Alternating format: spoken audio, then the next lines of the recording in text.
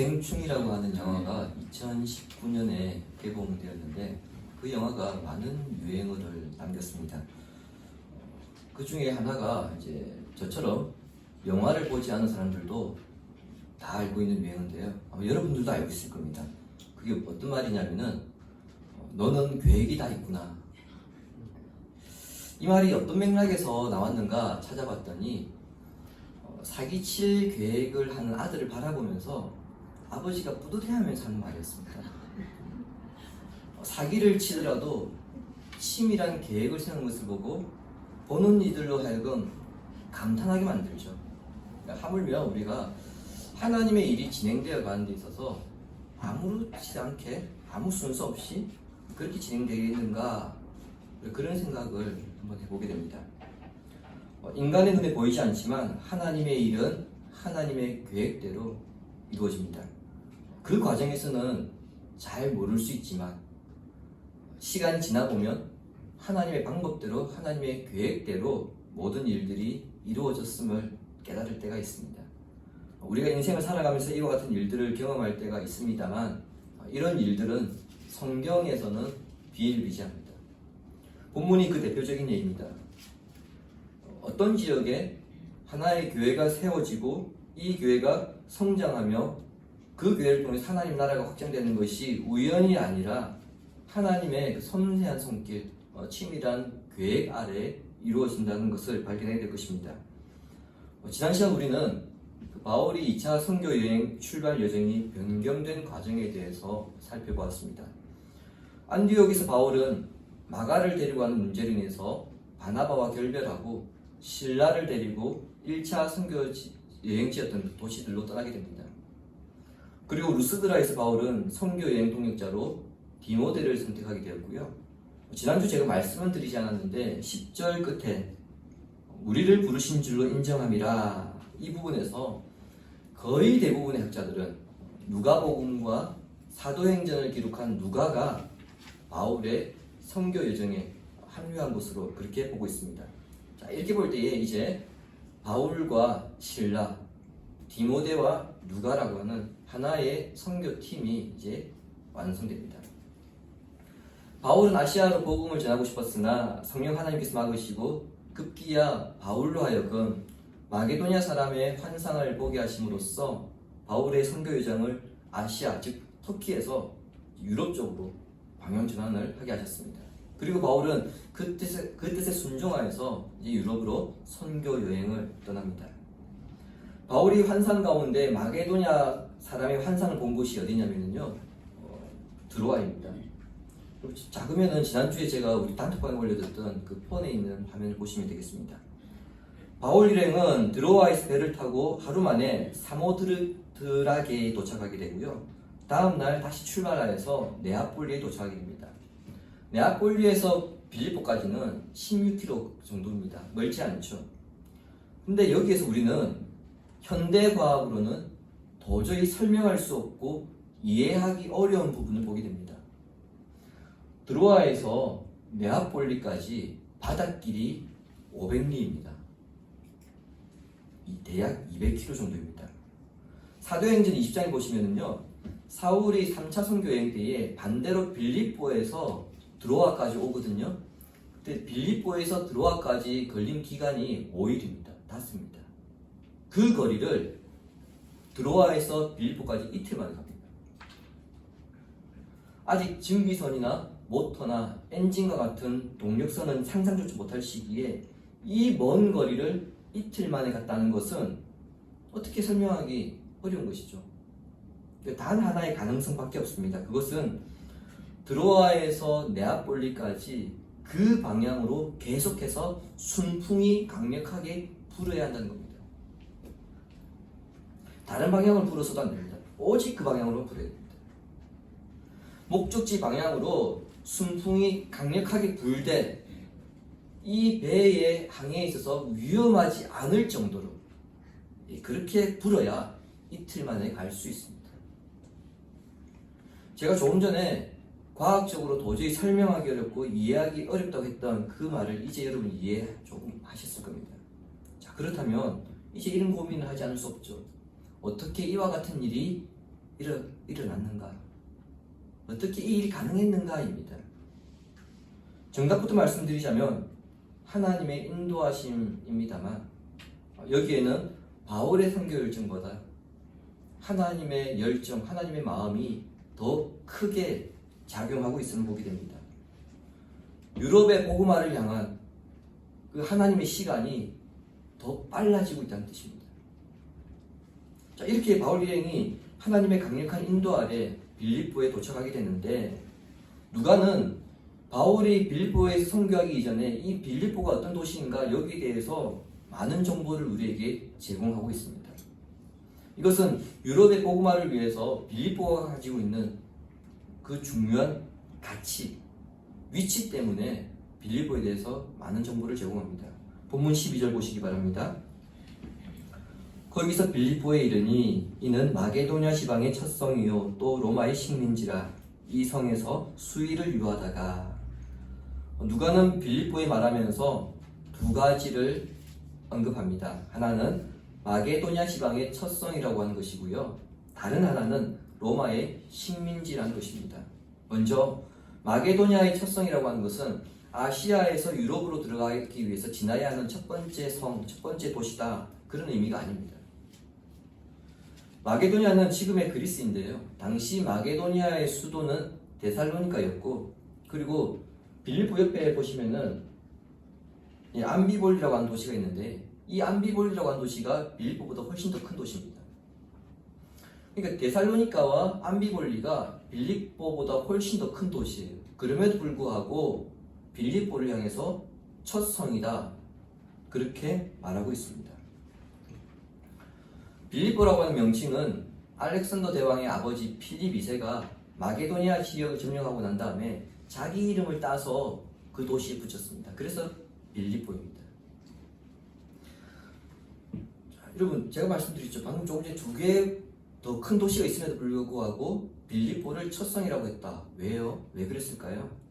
네, 그만큼 이 도시가 다른 도시들에 비해서 중요하기 때문에. 자, 이 지역에는요 구리와 세계 최고의 금강이 있어서 매일마다 캐내는 금의 양이 엄청났습니다. 따라서 그리스 로마의 역사에는 이 지역을 차지하기 위한 많은 전쟁이 있었고 많은 전쟁이 있었다는 것은 당연히 많은 피를 흘렸다는 의미겠죠. 게다가 빌립보가 우리나라로 치면은요 대전과 같은 도시입니다. 자, 여러분 대전의 장점이 뭘까요? 예, 어딜 가더라도 3시간이 웬만한데 다 갑니다. 교통의 중심지라는 거죠. 빌립보는 정치, 경제, 문화가 발달된 도시입니다. 그리고 빌립보 뒤에 언덕이 있는데 산이 있는데 이 산을 넘어가면 바로 로마 제국으로 들어가는 길이 있습니다. 자, 이런 점에서 마게도냐에서 가장 중요하고 마게도냐를 상징하는 도시이기 때문에 빌립보를 향해서 첫 성이라고 그렇게 말한 겁니다. 다음으로 로마의 식민지에 가는 것입니다. 식민지라고 하니까 오늘날 의미의 그런 식민지의 개념으로 여러분 생각하실 수 있는데 그렇지 않습니다. 빌립보는 로마의 식민지였고 황제의 직할시였습니다. 이스라엘 역시 로마의 식민지였습니다. 근데 이스라엘은 좀 다르죠. 이스라엘은 로마의 식민지였음에도 불구하고 로마 사람들은 많지 않았고요.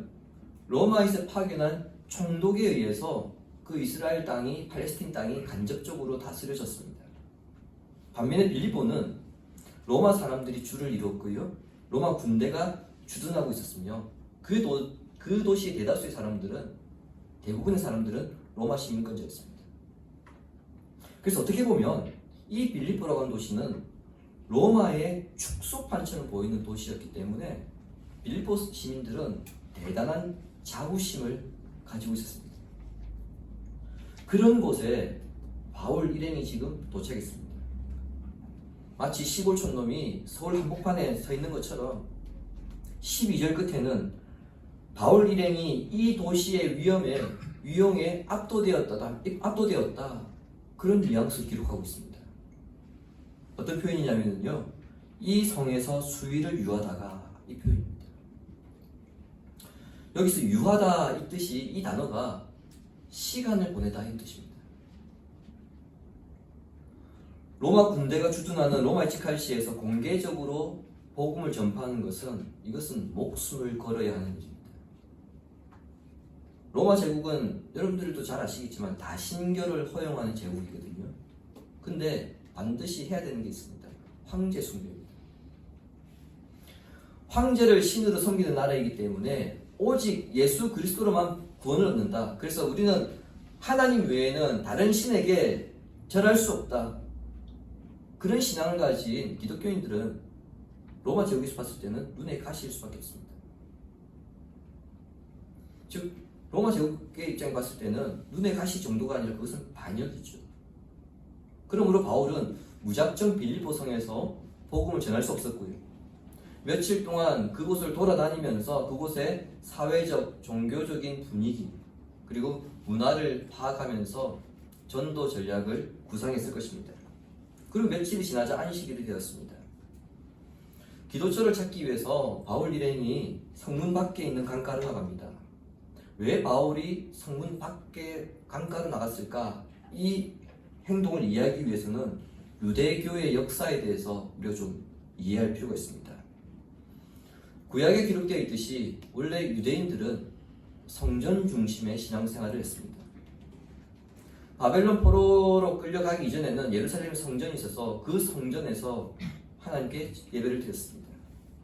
그런데 포로로 끌려갔을 때에 예루살렘에는 성전이 파괴되었고요. 포로로 끌려간 그 바벨론 땅에서는 성전을 지을 수가 없었죠. 따라서 성전 중심의 신앙생활이 불가능하게 됐습니다. 그때부터 이 사람들이 회당 중심의 신앙생활로 이제 전환하게 됩니다. 특별히 예루살렘 포로 기한이 끝났음에도 불구하고 예루살렘으로 돌아가지 아니하고 그 이방 땅에서 그대로 살던 유대인들이 있었는데 이 사람들은 성전 대신에 회당을 짓고 회당에서 율법을 낭독하면서 또 묵상하면서 신앙생활을 이어나갔습니다. 그 생활이 바울 시대까지 즉 600년 가까이 계속되어 왔습니다. 제가 얼마 전에 말씀드렸듯이 회당 세울 때 기준이 있었죠. 유대인 남자 몇 명이 모여야 됩니까? 예, 10명입니다. 유대인들은 10명만 모이면 가장 먼저 하는 게 자기 집을 짓는 것이 아니고요. 회당부터 지었습니다. 근데 만일에 유대인이 9명 있고 여자가 10,000명 있다면 회당을 세울 수 있을까요? 없을까요? 안 됩니다. 19,000명이 모여있음에도 불구하고 남자가 10명이 안 되기 때문에 회당을 지을 수 없습니다. 반드시 남자 10명이어야 합니다. 자, 만일 그 숫자가 되지 않으면 회당을 못 세우니까 어떻게 했을까요? 기도처를 세웠습니다. 여러분 너무한 것처럼 느껴지시죠? 야, 이게 너무한 거 아니냐? 그런데요, 이런 법이 우리 교회가 속한 총회법에 이런 법이 있습니다. 교회를 설립하기 위해서는요, 입교 세례 교인이 20명이 되어야 됩니다. 만일 세례 교인이 19명이고 세례받지 않은 사람이 1,000명 있다. 교회가 아닙니다. 기도소입니다. 이런 점에 비춰볼 때 빌립보에는 회당을 세울 수 없어서, 즉 그 회당을 세울 수 있는 최소 단위인 유대인 남자 10명이 없었다는 거겠죠. 할 수 없이 유대인 여자들이 그 강변에다가 기도처를 만들었는데요. 기도처라고 하니까 여러분 어떤 건물이 있을 거라 생각하시는데 그게 아니고 그냥 강가에 울타리만 쳐놓은 아주 초라한 장소입니다. 시편 137편 1절에 이런 말씀이 있습니다. 우리가 바벨론의 여러 강변 거기에 앉아서 시온을 기억하며 울었도다. 포로로 잡혀갔던 유대인들이 바벨론이 있는 그 강 주변에서 울었습니다.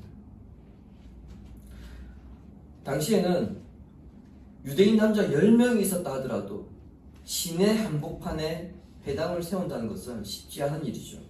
그 포로 신분으로서는 사실 쉽지 않은 일입니다. 그래서 그들은 강가로 나갔습니다. 그 강가에서 하나님의 말씀을 떠올리며 울었습니다. 우리가 왜 여기 끌려왔는가? 왜 우리가 지금 이렇게 살고 있어야 되는가? 우리의 소망이 무엇인가? 그것을 묵상하면서 울었습니다. 강가가 없으면 산으로, 그리고 바위 굴로 숲속으로 거기로 가서 기도하며 울었습니다. 바울이 기도처를 찾아서 강변으로 나온 것도 이런 이유입니다. 그곳에서 바울은 루디아를 만나는데요. 14절에서 루디아에 대해 이렇게 소개하죠. 그녀의 고향은 두아디라였고 직업은 자색 옷감 장사이며 유대인이 아닌 이방인으로 유대교에 입문한 사람이다. 14절은 이렇게 소개하고 있습니다. 두아디라는 요한계시록 읽어보신 분들은 아실 겁니다. 요한계시록에 나오는 7교회 중 하나입니다. 즉 7도시 중에 하나가 두아디라죠. 에베소 북쪽에 위치한 도시인데요. 이 도시는 옛부터 염색 공업이 굉장히 발달한 도시였습니다. 그 가운데서도 특히 자색 염색이 유명했습니다. 자, 그러한 기술을 활용하여서 장사를 한 겁니다.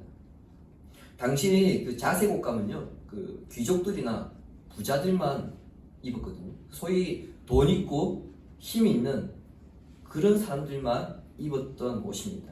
따라서 루디아는 그런 사람들만 상대했기 때문에 이 사람의 재력이 어마어마했다는 것을 우리는 알 수 있습니다. 그리고 루디아를 향해서 하나님을 섬기는 사람이라고 밝힘으로써 그녀가 유대인이 아니라 이방인이라는 것을 간접적으로 암시하고 있습니다. 성경에서 하나님을 공경하는 자, 하나님을 경외하는 자, 하나님을 섬기는 자라고 하는 호칭은 유대교로 유대교로 계명한 이방인들에게 붙이는 호칭입니다. 근데 그 호칭이 지금 루디아에게 붙은 걸 봐서 이 여인은 이방인이었는데 유대교로 개종한 사람이구나. 우리는 그것을 알 수 있습니다. 그런 루디아가 바울이 전하는 복음을 듣고 회심하는 놀라운 일이 일어납니다. 마치 부활하신 예수님께서 엠마오로 가던 두 제자의 마음을 여시고 성경 말씀을 통해 그들의 마음을 뜨겁게 하시고 그들의 마음을 열어서 이해하지 못했던 말씀을 이해하게 하셨던 것처럼 루디아로 하여금 성령께서 바울의 설교를 알아듣게 하신 것입니다. 그 결과 루디아가 두 가지를 실천하거든요. 15절 보시기 바랍니다. 그와 그 집이 다 세례를 받고 우리에게 청하여 이르되 만일 나를 주 믿는 자로 알거든 내 집에 들어와 유하라 하고 관건하여 머물게 하니라. 하나는 무엇입니까? 자기 집이 세례를 받도록 한 것이고요. 다른 하나는 바울 일행을 자기 집에 머물도록 섬긴 것입니다. 근데 이 두 가지가 여러분 정말 엄청난 일인 것을 발견하게 될 겁니다. 자, 집이라고 하는 것은 한 개인의 가정, 곧 루디아의 그 가정을 이야기하는 것이 아니고요. 집안 전체입니다. 가문을 가리킵니다. 우리 모두가 다 경험하는 것이 있죠. 가장 전도하기 어려운 사람들이 누구일까요? 가장 전도하기 어려운 사람. 가족입니다. 친척입니다. 우리는 그것을 경험 통해서 알고 있습니다. 그런데 루디아가 복음을 들었을 때에 가장 먼저 반응한 곳이 어디입니까? 집입니다. 자신의 가족이었고요. 자신의 친척이었고요. 자기 집안에서 일하는 종들이었습니다. 동시에 그 집안에 있는 사람들 또한 루디아가 전하는 복음을 들었을 때에 그들은 가장 먼저 반응했습니다. 자, 이런 점들을 통해서 우리는 루디아가 평소에 어떤 삶을 살았는지를 잘 알 수 있죠. 그리고 루디아는 바울 일행이 자기 집에서 머물도록 강력하게 권합니다. 바울 일행이 지금 선교 일정을 지금 하고 있는 중에 있습니다. 선교 여행 중이기 때문에 행색이 초라할 수밖에 없겠죠. 먹는 것, 입는 것, 자는 것, 그 어느 것 하나 편한 것이 없습니다. 당연히 다 불편합니다. 그런 일행들을 강력하게 권면하여서 자기 집에 머물게 합니다. 여러분 쉽지 않잖아요. 우리 본문에서 안 나와 있는데 루디아의 남편이 일찍 죽은 것으로 생각합니다. 추정합니다. 남편이 없는 여인이 사는 집에, 물론 다른 사람들도 있긴 하지만 생면부지의 사람들을 초청해서 자기 집에 데리고 와서 이 사람들을 머물게 한다? 여러분 이게 쉬운 일일까요? 아무리 집이 커서 방이 많아도 쉽지 않은 일입니다. 즉 루디아는 자기가 복음으로 변화되고 난 다음에 내가 할 수 있는 것이 무엇인가 그것을 고민하고 그것을 함으로써 바울의 선교 사역을 간접적으로 보았습니다. 뿐만 아니라 자기 집을 개방합니다. 그래서 빌립보 교회가 세워지는 초석을 놓았으며 바울이 본격적으로 유럽 선교를 할 수 있는 토대를 마련합니다. 아시아로 가려고 했던 바울이 마게도니아로 선교 방향을 전환하고 빌립보에 들어와서 루디아를 만나고 그리고 그 집에 교회가 세워지는 이 모든 일련의 과정들을 한번 보시기 바랍니다. 우리는 이 과정에서 눈에 보이지 않는 신비한 손길을 보게 됩니다. 바울은 마게도니아 남자가 환상 가운데 나타나서 우리를 도와달라 그것을 보았습니다. 아마도 바울은 모든 상황들을 막혀서 어쩔 수 없이 지금 마게도니아로 왔을지 모르나 그 환상을 생각하면서 내가 누구를 만날 것인가? 하나님께서 어떤 사람을 준비해 놓으실까? 그런 생각을 했을 겁니다. 그런데요, 꿈에도 생각하지 못한 여자를 만나게 하셨습니다. 더구나 루디아는 앞서 말씀드렸던 것처럼 재력이 상당했습니다. 그런 여인을 만나게 하시고 그 여인을 통해서 교회를 세우게 되는 모든 자원들을 공급받게 되었는데 바울이 이것들을 상상이나 할 수 있었을까요? 바울은 상상할 수 없었겠지만 하나님은 이 모든 준비를 해놓으셨기 때문에 야, 넌 다른 데 안 되고 무조건 여기로 와야 돼. 바울을 어떻게든 이곳 빌립보로 인도하셨던 겁니다. 주님이 사랑하신 신인가 있으면 성도 여러분, 하나님께서 루디아를 준비시켜 놓는 과정에 이런 생각을 해봤습니다. 이왕이면 루디아보다 남자가 더 낫지 않았을까? 오늘날 남녀 차별이라는 그런 관점이 아니고요. 그 당시의 관점에서 본다면 루디아가 어차피 재력을 갖췄으니까 차라리 남자였다면 바울의 선교 사역에 훨씬 더 직접적인 도움이 되지 않았을까? 그런 생각을 해봤습니다. 앞서 말씀드렸지만 교회를 세우는 데 있어서 당장 필요한 사람은 남자입니까 여자입니까? 남자입니다. 그런데 왜 하나님은 남자가 아닌, 그것도 유대 여자도 아닌 이방 여인을 유럽 첫 선교에 바울의 동역자로 세우셨는가? 혹시 여러분 이 질문에 대해서 고민해 보신 적 있으십니까? 이 질문에 대한 답 역시 하나님의 계획 가운데 하나입니다. 교회를 세우는데 돈이 있으면 사실 큰 도움이 됩니다. 이거 부인할 수 없습니다. 실제 우리처럼 이런 건물에서 예배를 드리는 것보다 단독 건물이 있으면요, 교회를 방문하는 사람들이 더 많을 수밖에 없고, 방문하다 보면 정착한 사람이 또 생기기 때문에 건물이 없는 것보다는 건물이 있는 게, 그리고 이왕이면 좀 더 화려하게 있는 게 사람을 끌어모으는 데는 더 도움이 되는 게 사실입니다. 그런데 그것만 가지고 교회를 세울 수는 없습니다. 하나님께서 유럽 지역에 교회를 확장해 나가시기 전에 바울에게 강력하게 말씀하시고자 하는 것은 무엇이냐? 교회는 사람의 생각과 다르게 세워진다는 겁니다. 유럽의 첫 전도의 열매가 루디아, 이방 여인이고 그 여인을 통해서 유럽의 첫 교회가 세워졌습니다.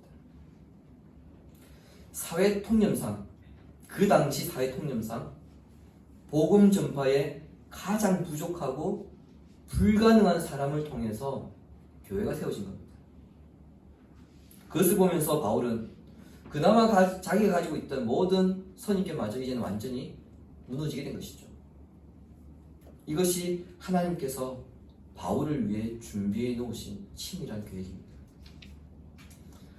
하나님의 방법은 사람의 방법과 다르고, 그리고 하나님의 방법은 사람의 눈에 보이지 않지만 결국에는 하나님의 손길에 의해서 하나님의 계획대로 이루어집니다.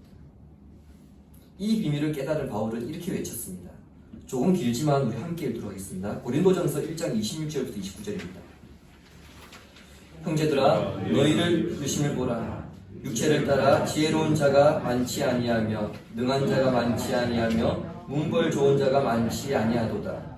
그러나 하나님께서 세상에 미련한 것들을 택하사 지혜 있는 자들을 그렇게 하시고 세상의 약한 것들을 택하사 강한 것들을 부끄럽게 하려 하시며 하나님께서 세상의 천한 것들과 멸시하는 것들과 없는 것들을 택하사 있는 것들을 폐하려 하시다니 이는 아무도 육체도 하나님 앞에서 자랑하지 못하게 하려 하심이라. 아멘. 사람들의 판단과 시대적인 기준으로 볼 때 별 볼 일 없고 기대하지 않는 사람을 통해서 하나님은 하나님의 일을 하심으로써 하나님의 일을 하는 사람들에게는 겸손하게도 하나님을 의지하게 만들고요.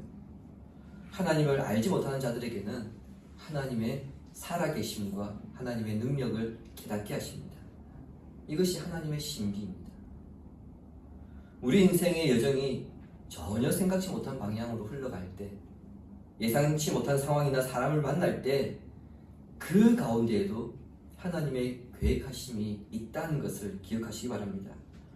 또한 하나님 나라의 일과 내 인생의 길이 내 계획대로 이루어지지 않는 것 같고, 또 하나님의 경륜과 하나님의 손길이 내 눈에 보이지 않는 것처럼 보일지라도 여전히 하나님의 경륜대로 하나님의 손길은 펼쳐지고 있다는 것을 기억하시기 바랍니다.